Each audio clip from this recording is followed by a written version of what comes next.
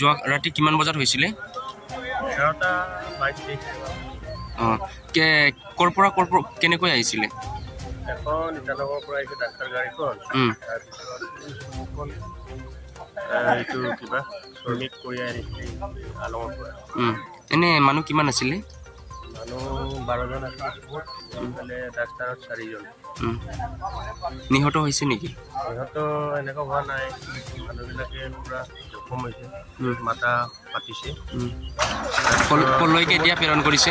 মোৰ যোৱাটো এজনে ভৰি ভাঙিছে আৰু বাকীবিলাক চব টেষ্ট এনেকুৱা হৈছে আৰু। এতিয়া কোনটো মেডিকেল পঠাইছে? মেডিকেল ৰাতি আমি এম্বুলেঞ্চ মাতি পেলাই 3বাৰমান আপডাউন কৰি পঠাই দিলোঁ হস্পিটেল জনাই। তাৰপিছত বাকী ভৰি ভাঙাটো ক'ৰবাত লৈ গৈছে নেকি এনেকুৱা পাচিঘাট মেডিকেল লৈছে।